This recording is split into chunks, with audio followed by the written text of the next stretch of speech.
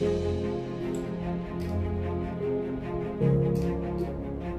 করছি, এই তালাটা খোলার চেষ্টা করছি, কিন্তু এত চাবির মধ্যে কোন চাবিটা দিয়েই তালাটা খুলবে, আমি কনফিউজ।